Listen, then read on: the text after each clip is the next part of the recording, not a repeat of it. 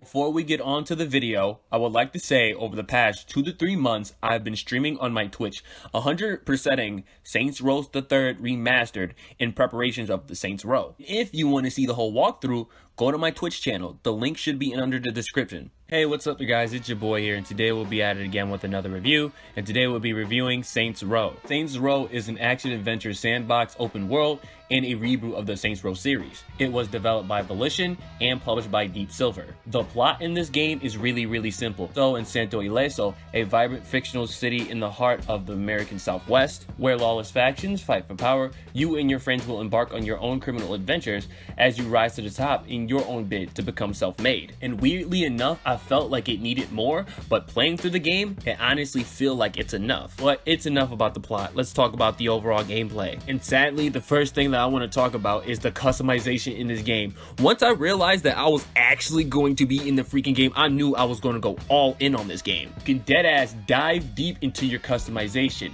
and it has the most biggest and most boldest tools to create your own specific boss. Like deadass, you can literally make the base of your character, like your body, your face, your hair, the percentage of your clothing, your shoes, your socks and accessories, and so much more. And not only that, you will be able to create your own character, you will be able to try out other people's characters in this boss factory community system. And let me tell you, the creativity from people never cease to amaze me. You could be freaking Shaggy, Velma, freaking, like, oh my god, Megamind, Eggman, like, it is just endless amount of creativity. Now let's actually talk about the gameplay. The overall feel of the game feels like it hasn't changed, but it's changed drastically. They kept majority of their mechanics, but they tweaked it a little bit and made it better. I'm not gonna lie though, the shooting in the game feels a little bit weird. So when I aim, even though I aim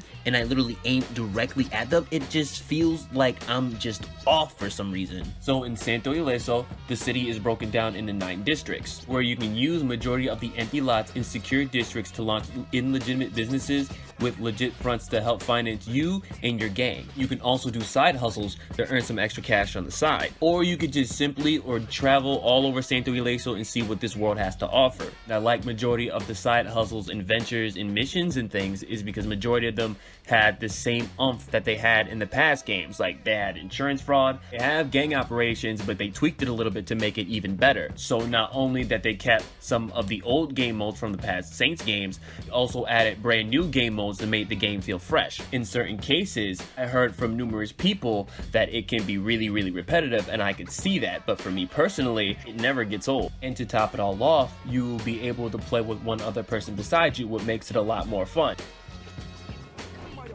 What the, bro? The more that you play through the game, the more abilities that you unlock. So let me explain it to you. So not only that you will be able to get your own personal abilities by leveling up your character, you can also earn perks by doing specific challenges. So the more challenges that you do, the more perks that you earn. The same thing goes with your vehicles and weapons. If you do that specific challenge for your weapon or vehicle, you will be able to earn these signature abilities that will definitely benefit you. Environmentally, in a gameplay standpoint, I felt like it worked pretty well because the city includes more vertical areas with tools that you can use to your advantage. You can also shoot barrels in a vending machine out of all things to distract your enemies. And graphically, the game was just phenomenal, yo. And the reason why I'm saying that is because traveling through Santo Ileso, going through the deserts and city was just freaking amazing. It was just wow. And sometimes it could cause like sandstorms and everything, matching with the whole world. It was just, in your characters, and the characters itself is up to detail and everything, and it was just fun. I can't even describe how good it is. It was that good. And the soundtrack, bro, the soundtrack was just on point fire. As soon as I realized that Trippie Redd and Playboy Cardi, Rico Nasty was all in that bitch, I was down in that shit too. I enjoyed every moment of it. The soundtrack, it was just freaking awesome. The only downside that I've noticed in this game was the amount of glitches that is in this freaking game, dog. Me and my brother specifically, luckily for us, we didn't really come across any game-breaking problems. Majority of the glitches that we've seen was small, funny glitches. But one of my friends that also bought the game experienced a numerous amount of problems. He couldn't freaking finish majority of the missions. Things wasn't working properly. It was just freaking, the glitches in that game is just all across the board, and it definitely needs to be fixed, dog. Now, talking about it, I literally remember playing with him and I crashed twice while I was playing with him. I definitely hope that they will fix this in the day one patch. I really hope that they do.